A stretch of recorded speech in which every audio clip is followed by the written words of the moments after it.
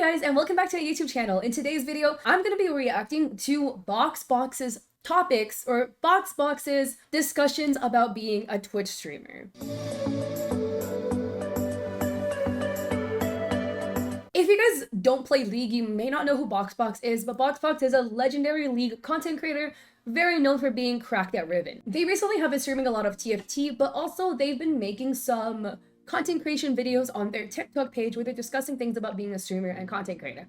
And as somebody who does streaming advice, I'm gonna go and react to some of these videos he's put out. Also, I just want to get some disclaimers out of the way. I have very sensitive skin and I'm allergic to heat. It is really hot in LA right now, so I am breaking out on my neck. These are not hickeys. It's just, yeah. I'm not gonna do it, but I want you guys to know that like streamers my size can play a game for an hour sponsored and make $8,000. Honestly, that's pretty crazy though, because I actually don't do that many Twitch sponsorships specifically. I am not in the size that BOXBOX is.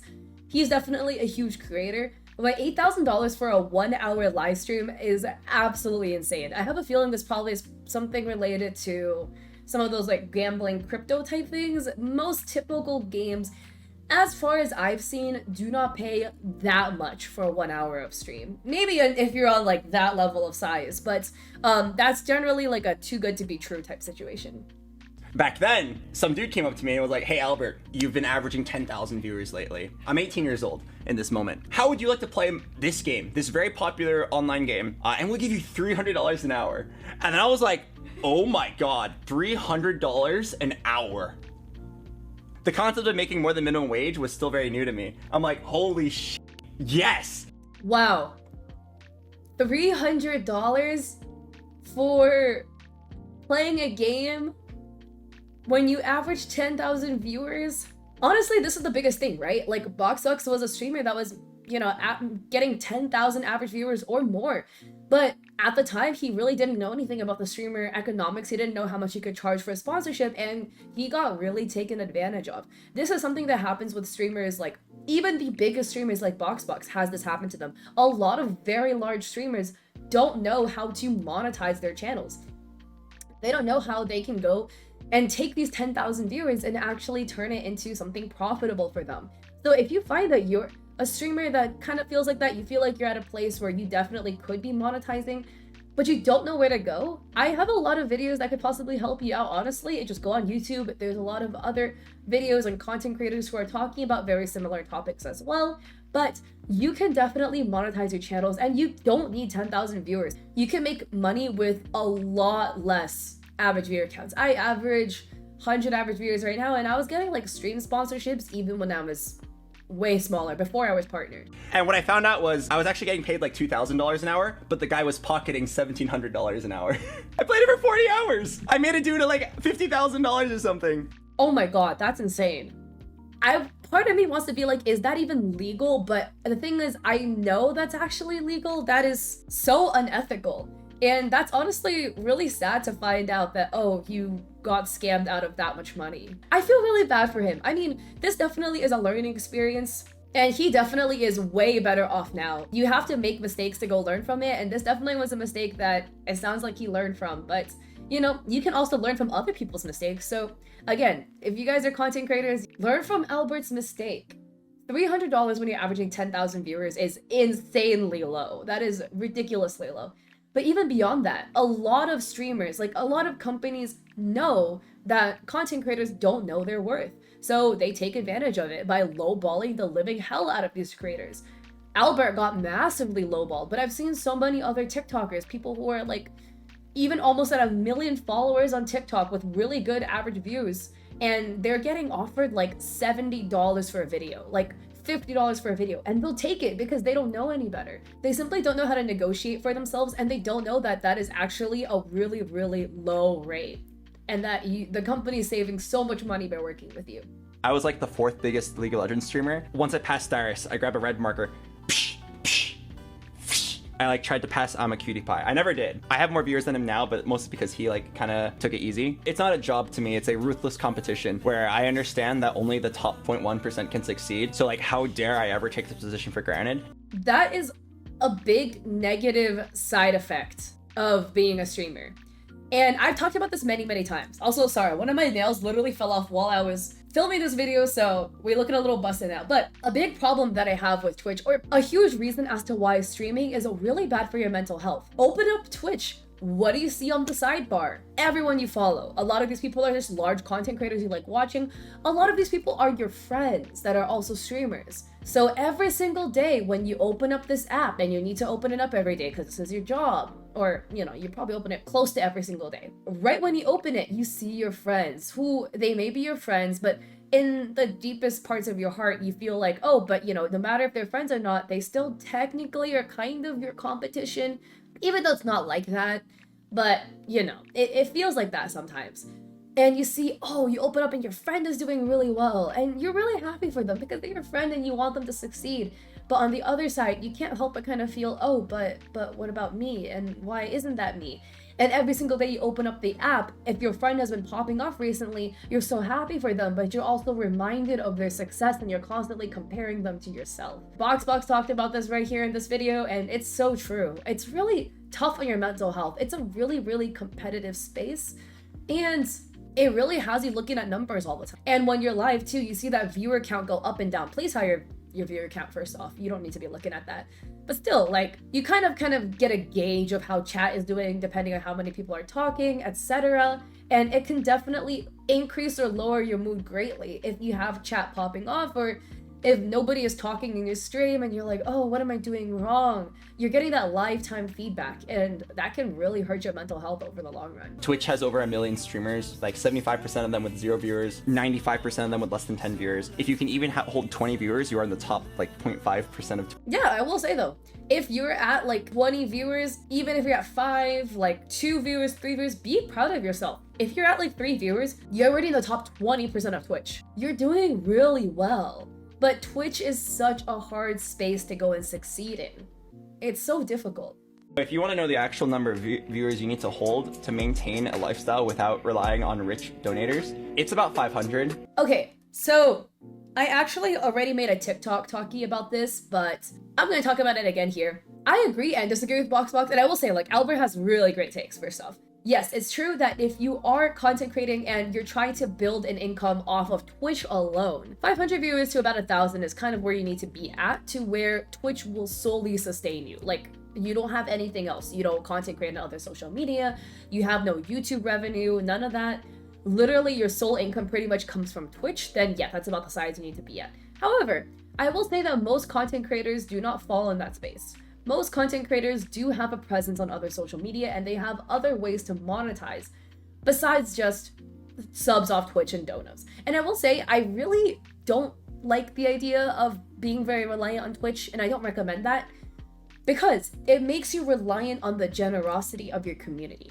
And you never want to be in a position where your community's generosity, sending you money, is what will pad your wallet, pay your rents, and keep the lights on in your house.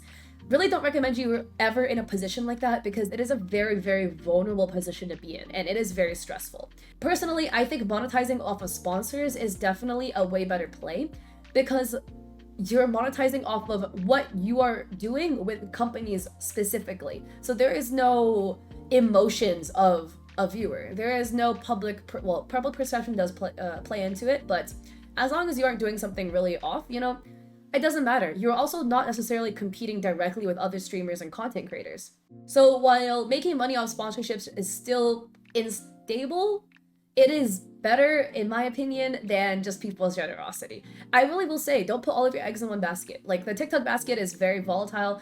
The Twitch basket also, you never know what Twitch is gonna go belly up. So I would put all your eggs in different baskets spread across all other social media platforms. You really want to be growing all of your social media platforms together. And with that, you can make a lot more money doing other things besides just Twitch streaming. I will say for myself, in instance, right now it is September 9th, 2022. And in this year, I made $10,000 from Twitch streaming. So if I were reliant on only Twitch streaming, I would not be able to live. I live in LA. The rent here is way too high for me to just live off of Twitch alone. But I've made over $30,000 in sponsorships this year, and I also have an Etsy shop, and I've made $20,000 to date. So as of now, I've made $50,000 through my other 2 revenue sources, and that's how I'm able to stay afloat, by putting my eggs in different baskets. So Even though I've never averaged 500 viewers, ever, I'm still able to make a full-time living as a content creator because I am diversifying my content, if you will, and I make money through other means besides just Twitch. It also depends on what your idea of profitable is. You could pay rent and eat food and have utilities and have a decent computer at 500 viewers. You probably would do it like 400. I could imagine a streamer of 500 viewers making like a decent amount of thousands of dollars per month. A few. I also will say BOXBOX is a league streamer. So I feel like he is in a slightly different realm than a lot of other streamers, like just chatting streamers, for instance. Streamers who specifically rely on only gameplay typically make less money, from what I've seen, than personality streamers. I will say BOXBOX is personality and gameplay, but gameplay exclusive streamers a lot of times make way less money. And that's because your community doesn't care about you. Why would they pay for something they're already consuming for free? They're already consuming your gameplay for free, so there is no need for them to pay a sub per month to go and support you because they don't really care about you. Your gameplay is there and that's all you're providing. If you're a personality streamer, people will care about you as a content creator. They sub not for necessarily receiving the content, but because they just genuinely care about you and want to support you as a creator. And that's the difference. So if you are a gameplay creator, like strictly gameplay, you don't do personality content, you will need a higher average viewer count to maintain your monthly living than somebody who did personality content. I know so many personality streamers who can make a full-time living without 500 average viewers. Then it's because of the type of content they do. They do personality content. But streaming is also not future-proof. If I had got a degree from college, even if I get fired from my job, even if my company goes bankrupt, I can just find a new job. I have a degree. I have years of experience in software engineering. That's what I would have done if I went to college. I high-key agree as well. Please, for the love of God, do not drop out of school and quit your job to go full-time content creator and stream unless you have made consistent income that can sustain you for multiple months on end, at least 3 to 6 months, and you make more than your current full-time job if you do have a full-time job. Otherwise, it's really not worth making that transition. It really isn't. It's way too risky. And I high-key recommend everyone have a fallback plan because streaming is not going to be forever. If I had to predict my content creation career, and I am currently 22, I think my content creation career would last up until I'm 30. Like at the latest. So that means I have 8 years. So what am I gonna do for like the next, I don't know, 40 years that I have a career? Maybe the next 30 years I have a career. It's not gonna be streaming and content creation. At least not hefty enough to be a full-time income. It's gonna have to be something else. But I at least have a fallback because I have a bio degree from UC Berkeley that I can fall back on. I can go work at a lab, for instance, stuff like that. But if you don't have a fallback, it makes life way riskier. There's a lot more on the table if you don't have that fallback. Streaming's not future-proof. Your career, whether it's your fault or not, could end anytime. You need to make enough money in streaming such that if your career were to die like in a few years, you can still have enough money to live comfortably until you can pivot to something else. So if you want to make that amount of money, you probably need 2,000 viewers. Streaming is definitely not future-proof. It's not gonna last forever. It really won't. So, and I think that's something that a lot of people kind of don't realize. They don't really have the foresight into the future to realize that content creation isn't a full-time, like it can be full-time for you right now. It's not gonna be here forever. It's not, and most jobs will not, but it's not like, you know, if you had an accounting degree, you can just go work in a finance department for a company, and all companies have finance departments. You can just go and find another job in finance in the same department in a different company. Once your streaming career is over, it's basically over. You need to go find something else. And if you don't have that nest egg, a rainy day fund to go and support you for the time that'll take you to transition into a new job, which may take a while if you've been content creating for a long time. Full-time, that is, because you probably don't have the experience of being employed. You probably don't, you're probably missing some skills that is required of somebody who has been full-time employed that would get you that job. Probably need to brush up on your resume, your interviewing skills, etc. So there is a good like 6-month cushion room at least that you need to build up for and watch out for inevitably if the worst will happen. And it definitely might happen. Everyone's career kind of comes to an end at some point.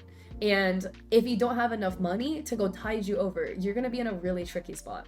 I would feel most scared if I was a streamer between 1,000 and 2,000 viewers right now, because the people who are under that are probably doing it part-time or for fun. I don't know necessarily if I agree with his statements about viewer count necessarily, but he's like, I would be most scared of him between 1,000 and 2,000 average viewers. I see there's a lot of content creators, streamers who are in the 1 to 2K average viewer range, and they make good money.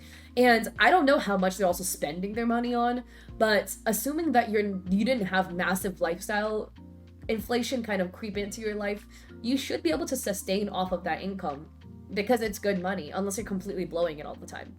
And also, there's a lot of streamers way smaller than 1,000 average viewers who stream full-time, who can make the money to stream full-time.